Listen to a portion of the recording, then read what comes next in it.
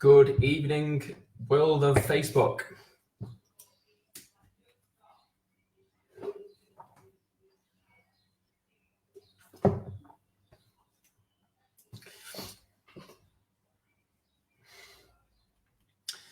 So when I come on this video and realize how red I am, reddy brown.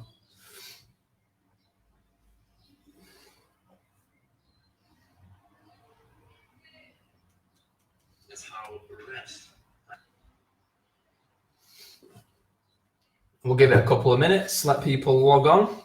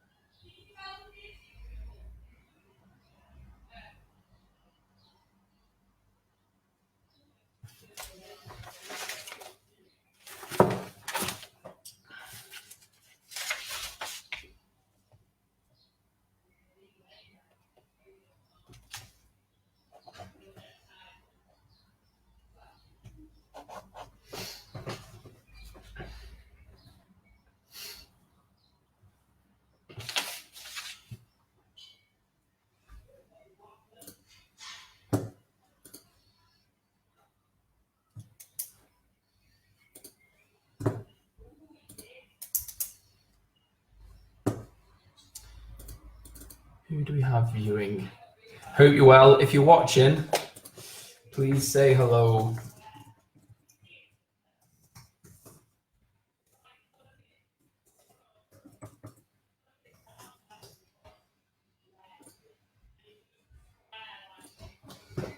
Drop me a little hello in the message if you are watching.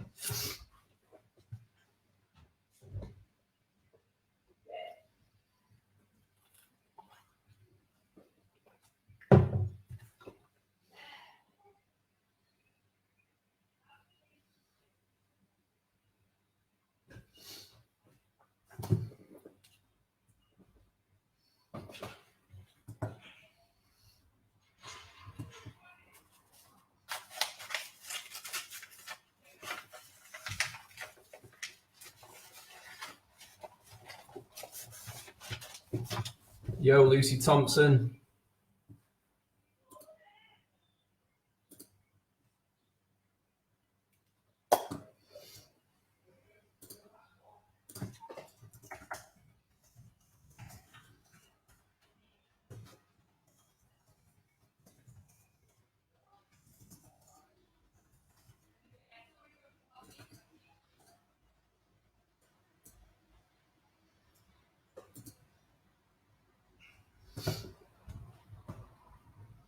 Right, let's get this show on the road.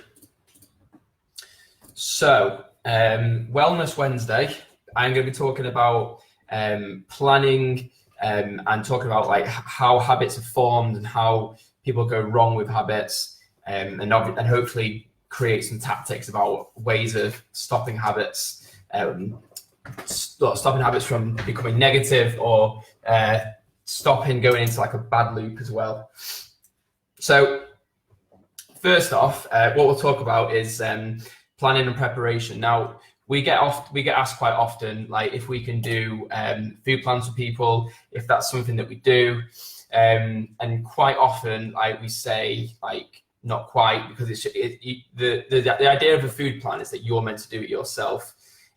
We give you the sort of the tactics. We help you like understand what you need in your diet, and then you create the food plan from there.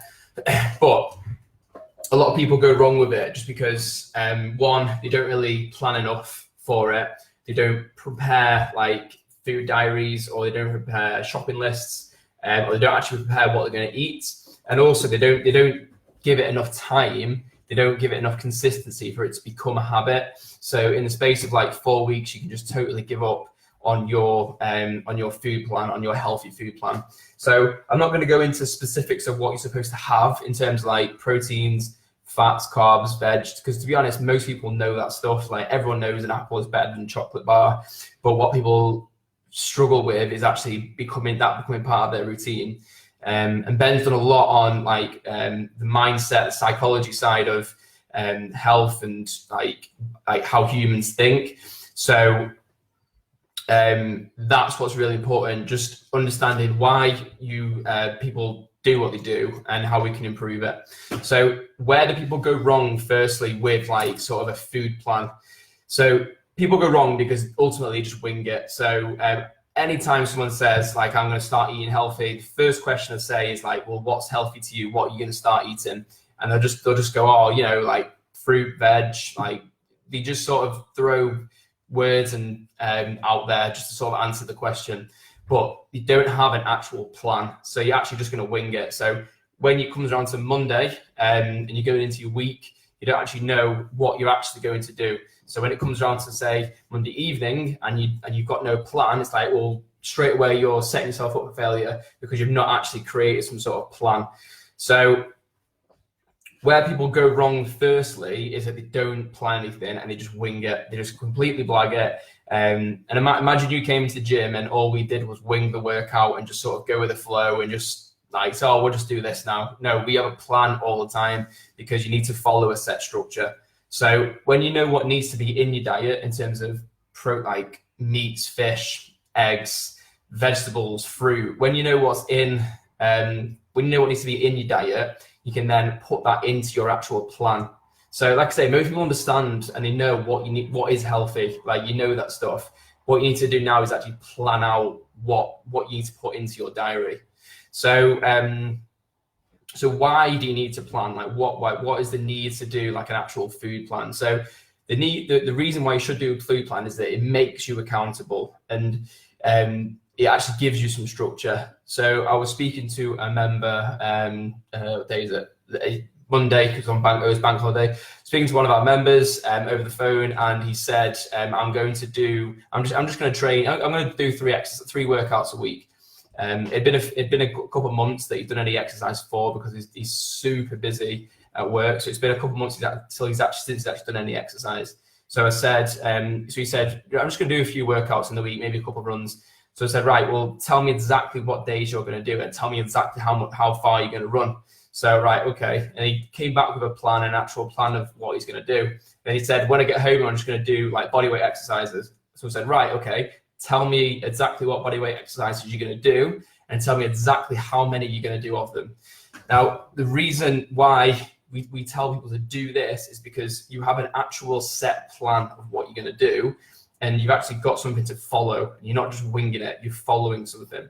So the reason why you need to have some sort of food plan is that it makes you more than accountable and it gives you structure.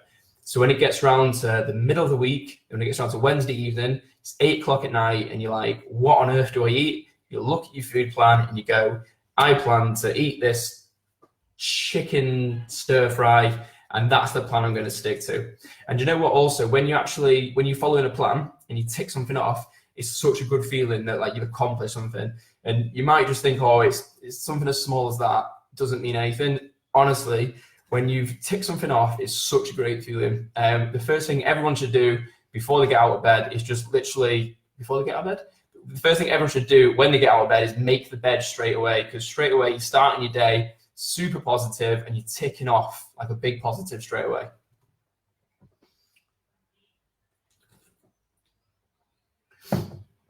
And then starting from there, then it sort of snowballs then. So you tick off one thing and then tick off another thing. So also what you can see then is when you have a food plan, say for example, you have a food plan and it says Monday to Sunday, all the way across, breakfast, lunch and dinner. In fact, I will put this in the notes section, in the comment section, because I actually have a food plan which you can just download and you fill it in obviously. So you would do Monday to Sunday, breakfast, lunch, dinner, for example, and then like drinks, like what you would actually drink.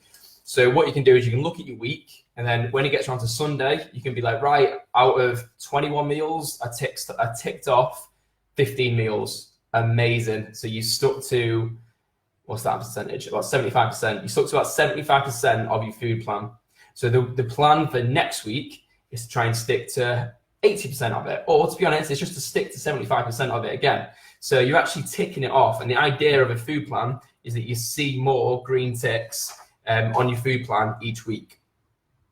Okay, so hopefully that makes sense. The reason why you need a food plan is because it makes you accountable and it gives you structure. And also, if you're if you've got a food plan and in 4 weeks' time you don't see too much of a difference, you're not sleeping better, you're still like not really lost any weight, you don't feel any sort of stronger, your body's not really changed in any way, you generally don't feel any more energetic. If you don't see these changes, you've got 4 weeks of food plans to look at to see, right, okay, what's going wrong here? And then what you can do is you can come to one of the trainers, you can speak to us on the phone, obviously right now, speak to one of us on the phone, just show us this and be like, right, well, this is where you're going wrong, this is what we can change, and then let's test it again in 4 weeks. But if you don't have a food plan, and at the end of the 4 weeks, you're like, oh, I've not changed. We don't have anything to look at to see where you've gone wrong and what we can improve. So what you can, you need to monitor it so you can manage it better. Right, so let's go over what you need to actually plan out for your food diary. Don't know what it is about doing Facebook Lives, but my mouth goes so dry when I do it. Fun fact for the day. So what you actually need to plan, and you need to do it in this step-by-step order. So the first thing that you need to do is actually just download the blank food diary. Don't change anything with your diet. Download the blank food diary and just literally write down what you eat over the week. Now, I'm not talking about MyFitnessPal here. I'm talking purely about writing out a physical diary. This is the tactics I'm going to go with. I'm not talking about MyFitnessPal, okay? You write out a physical, practical diary. So you write out what you had every single day. Don't lie, just be completely honest. So you write that out for a full week. Now, the idea of that is you need to see where you are now. So, you know, when you're, say if you're just about to learn to drive, you start doing lessons so that the instructor can understand where you're at now and what you need to improve on. So for example, when you come into a session and it's your first session in the gym, you will do like a very basic beginner workout, which is a little bit of everything, just so we can see where you're at. Because if you come in and we just throw you straight in at the deep end and you struggle, like we don't know what to work on. So we do a little bit of everything so we can see what needs to change.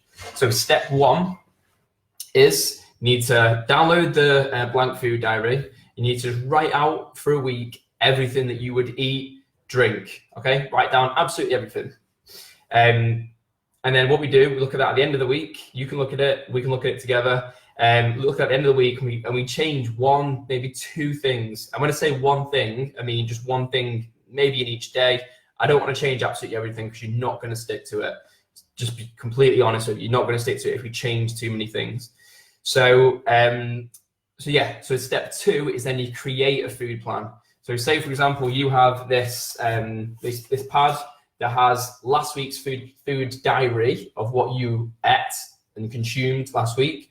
This week, we now create a plan that's an improvement on this, basically. So we've looked at what we've consumed, and now we're going to start looking at, right, well, what can we change to now like progress it and improve it. And we're not there to change absolutely everything all at once, because that's just not going to be beneficial. It's going to be too much to handle.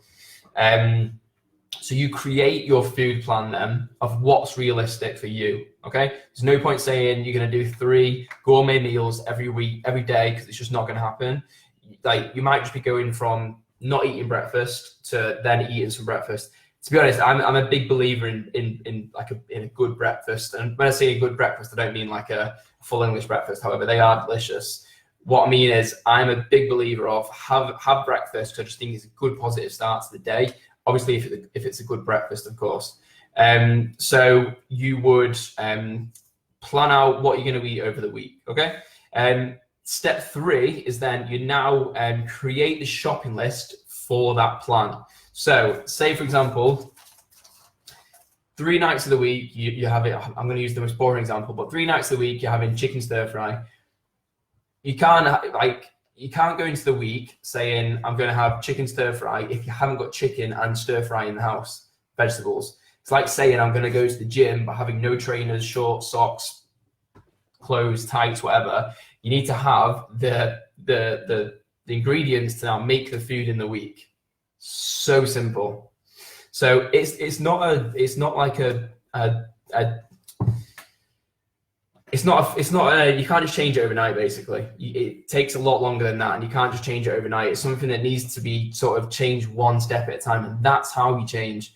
At the end of the day, like your body didn't change overnight. Your body changed over months and years and 10, 15 years. So it changed over a longer period of time. So you can't just expect to download a food diary plan, follow it, and everything changes. You need to see where you are now. You need to make an improvement on that. And then you need to make a shopping list to actually help that food plan.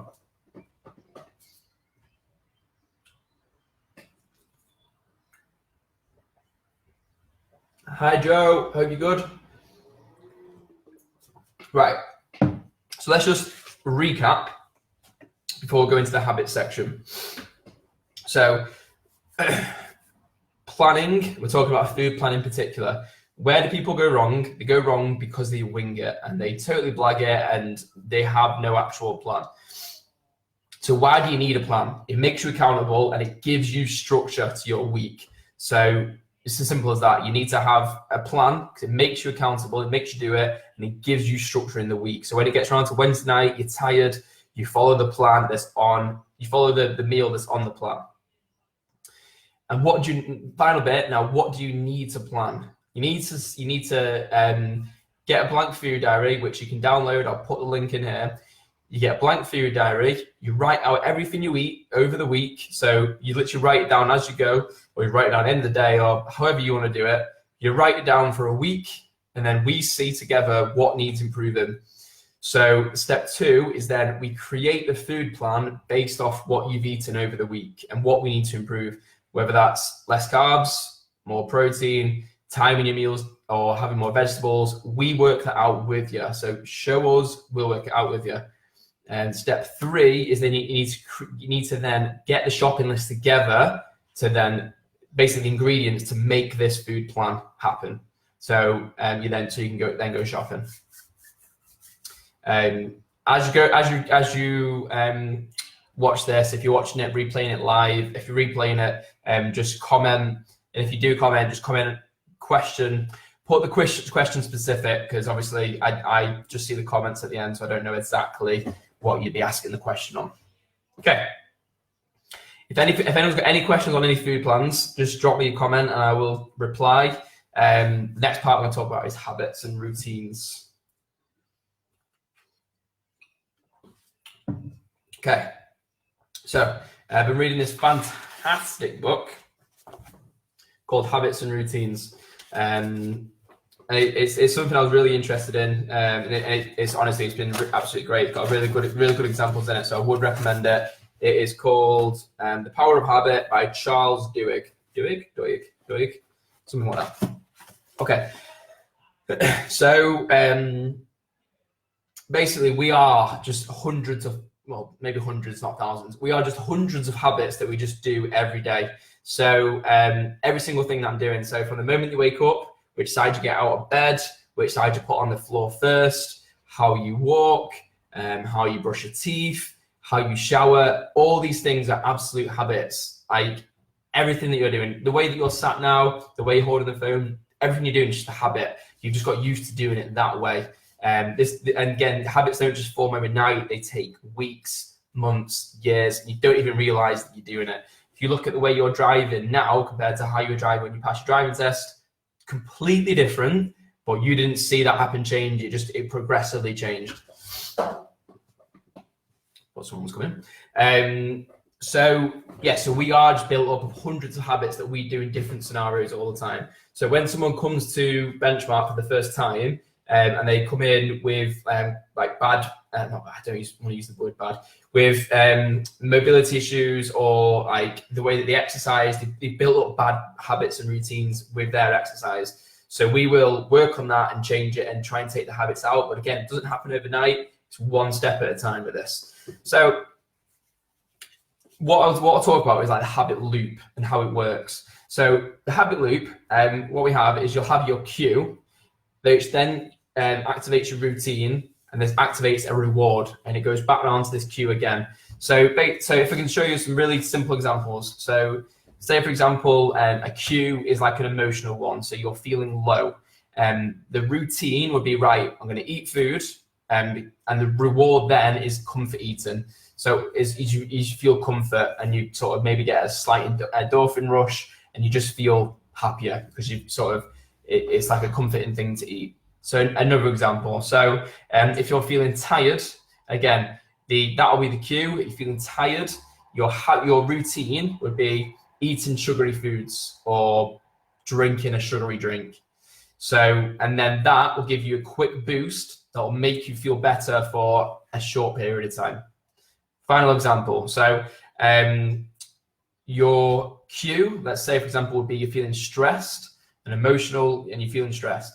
The routine would be, right, I'm going to have a glass of wine, I'm going to have a pint, I'm going to have a bottle of wine, and then you do feel relaxed after that because you've had that, and that's the reward, you've had it. So the habit loop is you have your cue, and that triggers a routine, then that triggers a reward, and then that loop just keeps going around, and we just keep doing that all day. So another example is when you wake up in the morning, your alarm goes off, you stop it. So your alarm is the cue, your routine is stopping it, and your reward is, right, I'm going to get out of bed. Not quite a reward sometimes. In the summer, it's much more of a reward. But if you take the three examples that are given there, they're all quite not healthy examples, which is the reason why I'm doing that. So they're classed like negative examples because this is all related to eating sugary foods, drinking sugary foods, or drinking alcohol. And like I said in my talk on week 1, there's nothing wrong with having like a pint of beer, but you need to make that choice to do that. Ben sort of spoke about this last week, where he said, like, if you're going to go for a drink, have it because you've chosen to do it. Don't have it because for any other reason. You have it because you feel good and you're choosing to do it. So don't do it just because out of a habit. Okay, so let's now take 3 examples of like positives of how we could change that. So say, for example, the cue again is feeling low, feeling tired. So the habit then would be, right, let's get our kit on, let's go out for a workout, and then the reward is endorphins, feeling good, feeling like you've achieved something. So I'll say that one more time. If you're feeling low and you're feeling down or you're feeling depressed, let's say the next routine would be, right, let's get our kit on, let's get our trainers on, let's go for a workout, let's go for a walk, let's do something active. And then the reward is the endorphins, it's the accomplishment factor. It's knowing that you've improved your physical and mental health in some way. So another example. So you're feeling tired, you're feeling low in energy. So that's the cue. The routine then is to meditate. So you meditate because it's going to help your mental health. It's going to help to relax your nervous system. And it's just going to give you then the reward of feeling relaxed. So final one is feeling stressed. So that's the cue. You're feeling stressed. The routine is, right, let's go for a walk. And then the reward is you're feeling positive. You're feeling more energy. You're feeling like you've got the blood moving around your body. Again, you're feeling like you've achieved something which is good for which is positive for your physical and mental health. So I've given you 3 sort of 3 healthy examples, 3 not so healthy examples. So if your goal is weight loss, if your goal is to improve your mental health, to improve your energy, to improve your sleep, if your goal is all of these things, obviously we need to be doing more of positive habits.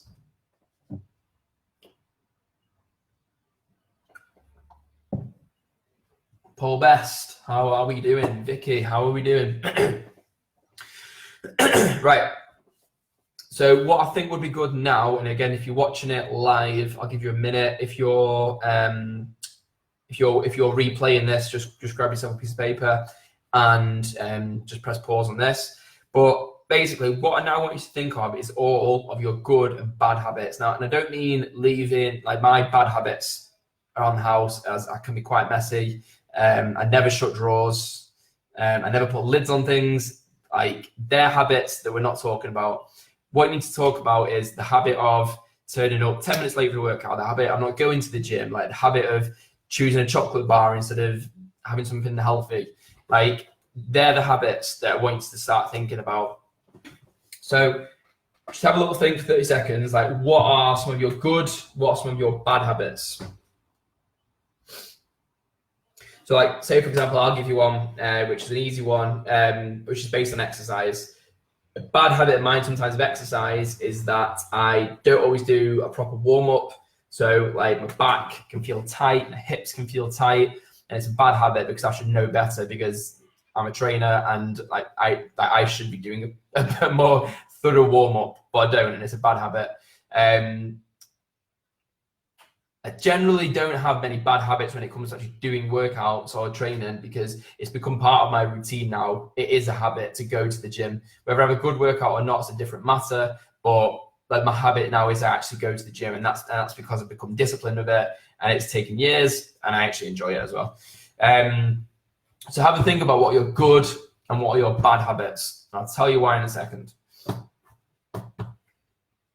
Okay, so the only way that you can change a habit is by changing like the routine in the middle.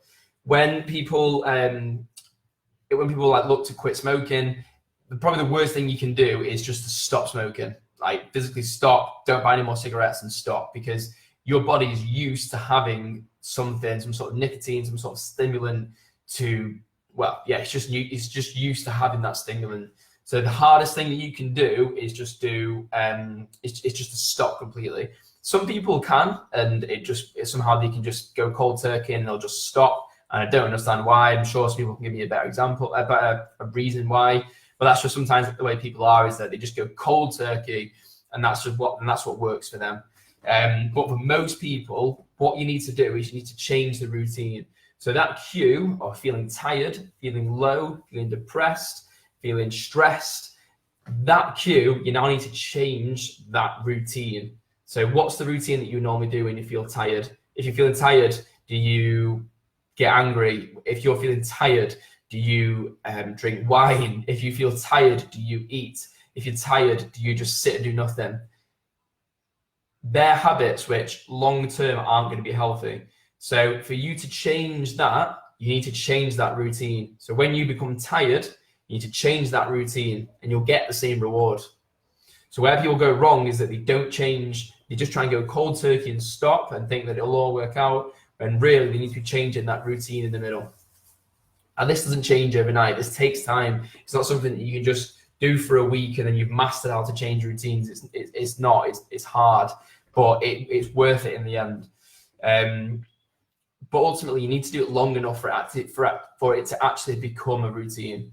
So you can't just give up after 30 days. Your health didn't sort of go downhill over 30 days. It went downhill over months and years. It didn't just go down, like, it didn't just get bad overnight, or you didn't put weight on overnight. Like, you need to give it time. And again, you can't just do it for a week. You've got to do it for weeks on weeks on weeks. Don't get me wrong, you're not going to nail this every day, all day, every day, not, but you've got to be making the effort to actually do it. So the final point is you need to be doing it long enough for it to actually become a habit and become a routine and become part of your life.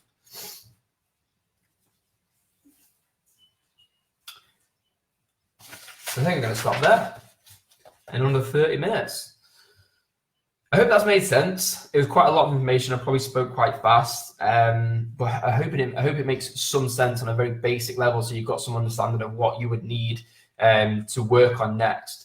The next thing you need to do is you need to download Blank Food Diary, and you need to start working on that straight away and write down what you're eating over the week. What I would suggest you do then also is write down what your five bad habits are. So, or five bad habits that you like, whether you don't go to the gym or whether you don't eat good food. Write down all these bad habits that you have and try and change the routine. So, or write down every time that you're feeling like low or tired, and what do you do, and try and think of 5 healthy things that you could do instead. I'm going to leave it at that, guys. So if you have any questions, comment, just be specific on the question, because I won't know, because it doesn't say it on what you're asking the question to. I hope you enjoyed that, and I hope it made sense. and I will see you at some point this week. Awesome. Peace.